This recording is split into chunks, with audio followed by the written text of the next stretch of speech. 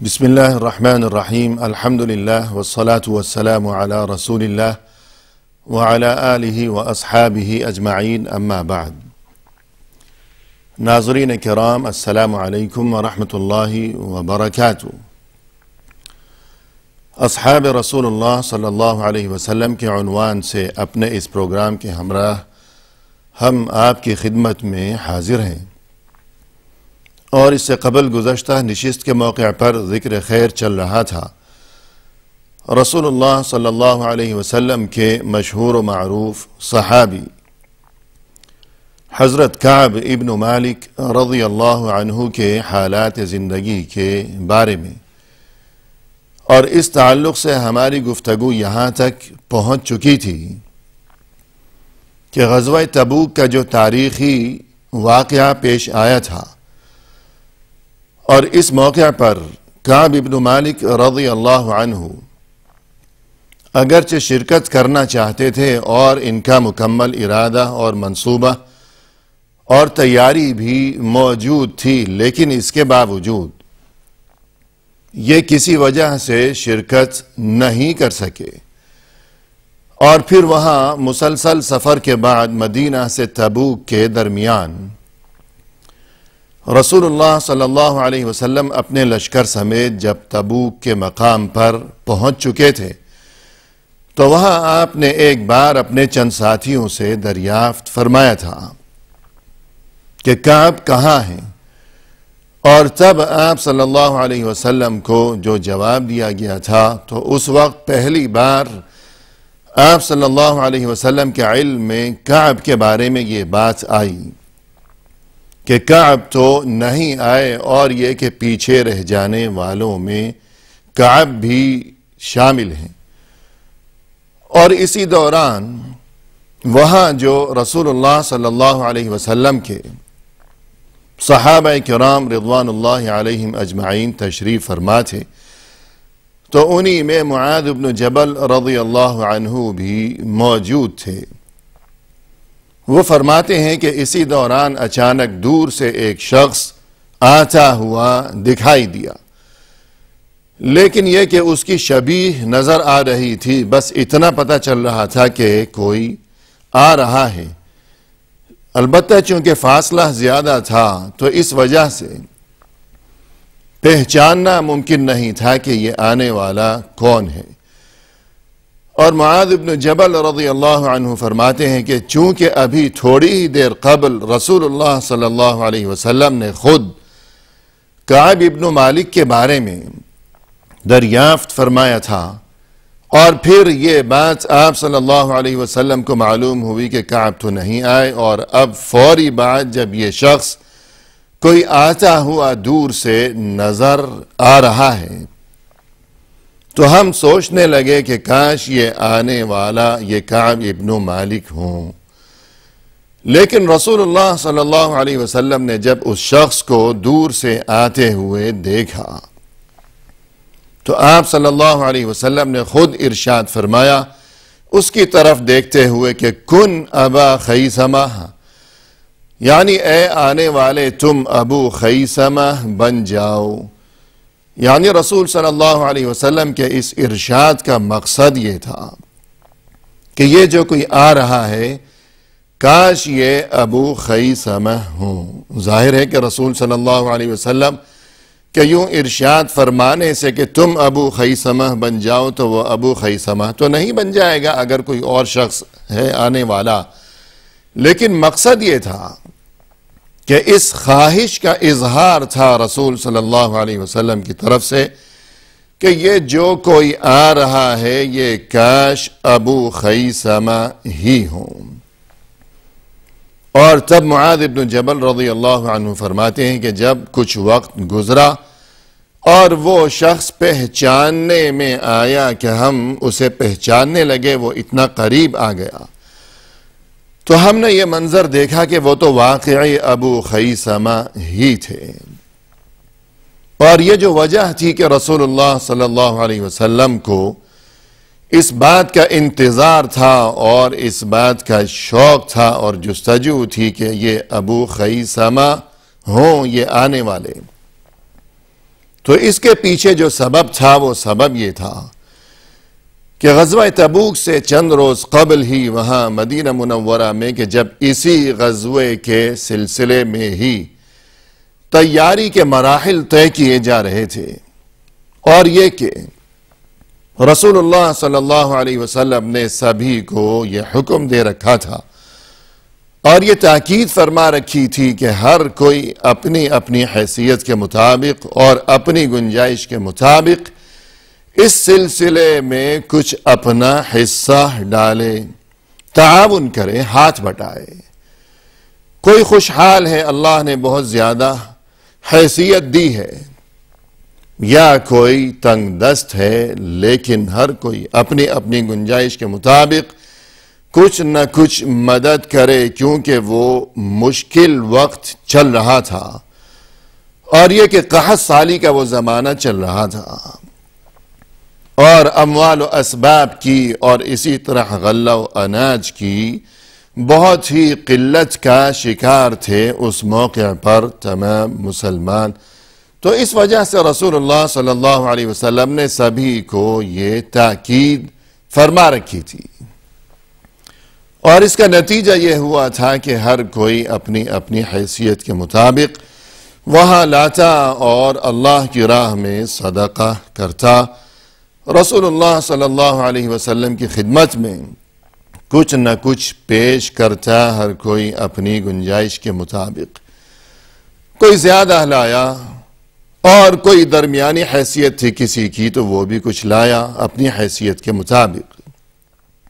کوئی بہت زیادہ بھی لایا اور کوئی بہت کم بھی لے کر آیا۔ اور اس موقع پر یہ جو منافق قسم کے لوگ تھے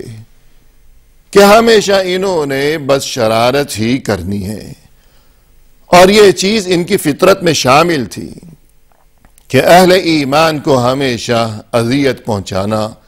اور نفسیاتی صدمہ پہنچانا، تکلیف پہنچانا اور پریشان کرنا، یہ چیز ان کی فطرت میں شامل تھی ہمیشہ۔ چنانچہ جب یہ موقع آیا کہ رسول اللہ صلی اللہ علیہ وسلم کے اس حکم کی تعمیل کرتے ہوئے ہر کوئی صدقہ لے کر آ رہا ہے، اب کیفیت یہ ہوئی کہ ان منافقین کو موقع مل گیا۔ اگر کوئی بہت زیادہ لے کر آیا ہے کہ مثلا عبد الرحمن ابن عوف رضی اللہ عنہ، جو کہ رسول اللہ صلی اللہ علیہ وسلم کے بہت ہی معروف صحابی تھے، اور محترم ناظرین آپ کے ذہن میں ہوگی یہ بات کہ ہم اپنے اسی پروگرام میں اس سے قبل ان کے حالات بہت ہی مفصل طور پر بیان کر چکے ہیں۔ تو یہ عبد الرحمن ابن عوف رضی اللہ عنہ چونکہ انتہائی خوشحال تھے اور بہت ہی غنی اور امیر کبیر قسم کے انسان تھے، اللہ نے انہیں بہت کچھ عطا فرما رکھا تھا، اور اس بارے میں بھی ہم گفتگو کر چکے ہیں کہ رسول اللہ صلی اللہ علیہ وسلم نے ایک موقع پر ان کے لیے کس طرح خوشحالی کی دعا مانگی تھی اللہ سے، اور پھر اس کے نتیجے میں یہ کس قدر خوشحال ہوتے چلے گئے تھے دیکھتے ہی دیکھتے۔ تو مقصد یہ کہ چونکہ یہ بہت زیادہ خوشحال تھے تو رسول اللہ صلی اللہ علیہ وسلم کے اس حکم کی تعمیل کرتے ہوئے یہ جو کچھ لائے تھے وہ بہت زیادہ تھا، بہت بڑی مقدار میں یہ مال و دولت لے کر آئے۔ منافقین سے صبر نہ ہو سکا اور کہنے لگے کہ یہ تو دکھاوا کر رہا ہے یہ شخص، یہ عبد الرحمن ابن عوف، ذرا اس کو دیکھو کہ اتنا کچھ لے آیا، اتنا زیادہ لانے کی کیا ضرورت تھی، یہ تو دکھاوا کر رہا ہے، اس کی نیت درست نہیں ہے۔ اور اسی طرح اگر کوئی بہت کم لایا، خاص طور پر یہی ابو خیثمہ الانصاری جو کہ وہاں آئے تھے تبوک کے مقام پر، یہ بہت کم لے کر آئے تھے کہ مسکین قسم کے انسان تھے، صرف 1 صاع کھجور لے کر آئے تھے۔ اس زمانے میں پیمائش کے لیے اور وزن وغیرہ کے لیے جو اوزان یا جو آلات اور معیار استعمال کیے جاتے تھے تو انہی میں ایک چیز تھی کہ جیسے آج کل سیر ہے، 2 سیر ہے، کلو گرام ہے وغیرہ وغیرہ، تو اس دور میں ایک پیمانہ تھا جسے صاع کہا جاتا تھا، جو کہ آج کل ہمارے زمانے کے حساب سے یوں کہہ لیجئے کہ ایک صاع جو ہے وہ تقریباً 2.5 کلو کے برابر ہے، 2.5 کلو گرام۔ ابو خیثمہ ایک صاع کھجوریں لے کر آئے، تقریباً 2.5 کلو۔ منافق چلا اٹھے کہ ان اللہ غنی عن صاع ھذا، کہ ارے اسے دیکھو، ابو خیثمہ کو دیکھو کہ ایک صاع لے کر آیا ہے فقط، کیا یہ نہیں جانتا اس بات کو کہ اللہ کی اتنی بڑی شان، اللہ تو زمین و آسمانوں کا بادشاہ، اللہ کو اس کے ایک صاع کی کوئی ضرورت نہیں ہے، اس کے ایک صاع سے اللہ غنی ہے، بے نیاز ہے، مستغنی ہے۔ اور اسی طرح ناظرین کرام ایک اور صحابی تھے، ابو عقیل الانصاری رضی اللہ عنہ۔ رسول اللہ صلی اللہ علیہ وسلم کی زبان مبارک سے جب انہوں نے یہ حکم سنا کہ ہر کوئی بڑھ چڑھ کر حصہ لے، اپنی اپنی حیثیت کے مطابق لائے، جو کچھ بھی بن سکے، اب انہیں چین کہاں اور قرار کہاں، کچھ نہ کچھ تو لانا ہے ضرور۔ ایسی بات نہیں کہ مجبوری ہے کہ جس طرح زبردستی کا کوئی ٹیکس وصول کیا جاتا ہے کہ بس دینا ہی پڑے گا کچھ نہ کچھ، ورنہ تو تیار ہو جاؤ برے انجام کے لیے، ایسی بات نہیں تھی، بلکہ کچھ نہ کچھ دینا ہے ضرور۔ کیوں؟ کوئی خوف نہیں ہے، کوئی مجبوری نہیں ہے، بلکہ یہ تو محبتوں کے سلسلے ہیں۔ رسول اللہ صلی اللہ علیہ وسلم کے لیے دل میں کتنی محبتیں ہیں، اور وہ شخص کہ جس کے لیے دل میں اتنی محبتیں ہوں، جب اس نے یہ فرمائش کی ہے اور اس نے یہ کہا ہے کہ کچھ نہ کچھ لائے ہر کوئی، تو اب کوئی پیچھے کس طرح رہ سکتا ہے کہ یہ تو محبت کے معاملے ہیں۔ تو ابو عقیل انصاری نے بھی جب رسول اللہ صلی اللہ علیہ وسلم کی زبانی یہ حکم سنا، اب بہت پریشان کہ میں نے بھی کچھ نہ کچھ دینا ہے، کچھ بھی ہو جائے، کہ اپنے محبوب کی یہ فرمائش ہے صلی اللہ علیہ وسلم، مگر حالات ہیں بہت زیادہ نازک، انتہائی تنگ دستی کا شکار اور بہت زیادہ مفلوک الحال۔ وہاں سے اٹھے رسول اللہ صلی اللہ علیہ وسلم کی مجلس سے، دن بھر کام کاج تلاش کرتے رہے، مگر کوئی کام نہیں ملا، کوئی مزدوری نہ مل سکی، تو آخر رات کے وقت ایک کام ملا، اور جس کسی کے پاس وہ کام ملا تھا اس سے یہ معاملہ طے پایا کہ اس کے کھیت میں کوئی محنت مشقت کا کام انجام دیا جائے گا، ساری رات بھر اس کے کھیت میں محنت کرنی ہے، مزدوری کرنی ہے، اور اس کے عوض صبح کے وقت 1 صاع کھجور معاوضہ دیا جائے گا۔ یہ بات طے پا گئی اس کے ساتھ، بہت خوش ہو گئے، رات بھر اس کے کھیت میں محنت مشقت کی، خون پسینہ بہایا، خود کو بے آرام کیا، اپنی نیند قربان کی، اور اپنے گھر بھی نہیں جا سکے، ساری رات اس کے کھیت میں مزدوری کرتے رہے۔ اور جب صبح ہوئی تو جو کچھ طے پایا تھا اس کے مطابق 1 صاع کھجوریں بطور معاوضہ انہیں مل گئیں، اور پہلے یہ اپنے گھر گئے، اپنے بیوی بچوں کے لیے، اپنے اہل و عیال کے لیے، آدھی کھجوریں یعنی نصف صاع وہاں گھر میں رکھا انہوں نے، اور باقی نصف صاع آدھی کھجوریں لیے ہوئے رسول اللہ صلی اللہ علیہ وسلم کی خدمت میں جا پہنچے۔ رات بھر کی وہ محنت مشقت ہے، وہ بے آرامی ہے، تھکاوٹ کے آثار ہیں، اور رات بھر کی مزدوری کے بعد فقط 1 صاع کھجوریں ملی ہیں، اور اس میں سے بھی آدھی کھجوریں گھر میں چھوڑی ہیں کہ بیوی بچے بیچارے بھوکے پیاسے ہیں، مفلوق الحال، کہ ان کا بھی تو خیال کرنا ضروری ہے۔ اور باقی آدھا صاع لیے ہوئے رسول اللہ صلی اللہ علیہ وسلم کی خدمت میں جا پہنچے ہنسی خوشی کہ تھکاوٹ تو بہت ہے، مگر اس کے باوجود یہ دل خوش ہے، اور جب دل خوش ہے تو پھر اور کچھ نہیں چاہیے۔ اور کیا چاہیے؟ بس دل خوش ہونا چاہیے اور دل مطمئن ہونا چاہیے۔ انسان کسی فٹ پاتھ پر سڑک کے کنارے اپنی زندگی کے شب و روز بسر کرتا ہو، یا کسی محل میں یا کسی حویلی میں زندگی بسر کرتا ہو، اگر دل خوش ہے تو سب ٹھیک ہے، ورنہ سب بیکار ہے۔ تو یہ آدھا صاع لے کر آئے ہیں، اور وہ بھی رات بھر کی محنت مشقت کے بعد اور خون پسینہ بہانے کے بعد، مگر اس کے باوجود دل خوش ہے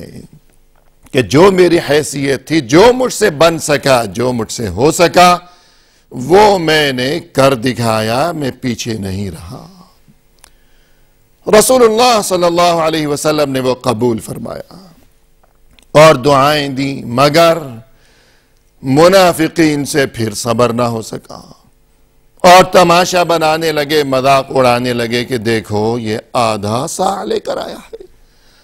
کیا یہ نہیں جانتا اس بات کو کہ اللہ کو اس کے اس نصف صاع کی کیا ضرورت ہے؟ اور پھر اس موقع پر آسمانوں سے اللہ سبحانہ و تعالی کی طرف سے یہ آیتیں نازل ہوئی سورہ توبہ میں، فرمائے کہ الذین یلمزون المتطوعین من المؤمنین فی الصدقات والذین لا یجدون الا جہدہم فیسخرون منہم سخر اللہ منہم ولہم عذاب علیم۔ اور یہ کہ ناظرین کرام، اس آیت میں چونکہ بہت زیادہ ہمارے لیے سبق ہے اور عبرت کا سامان ہے اور نصیحت کا انتظام ہے، اور اس کا تعلق دراصل غزوہ تبوک سے ہے، اور غزوہ تبوک کا تعلق جو ہے کعب بن مالک رضی اللہ عنہ کے حالات کے بارے میں ہم گفتگو کر رہے تھے، اور اسی ضمن میں غزوہ تبوک کا یہ تذکرہ آیا اور یہ تمام تر واقعات بھی آئے، اور چونکہ اس میں بہت زیادہ عبرت ہے اور جنہیں بیان کرنے کے لیے تفصیل کی ضرورت ہے، لہذا آئندہ ملاقات کے موقع پر انشاءاللہ ناظرین کرام اس سلسلے میں آپ کی خدمت میں مزید حالات کا تذکرہ کیا جائے گا۔ فی الحال ہمیں اجازت دیجیے، وآخر دعوانا ان الحمد للہ رب العالمین۔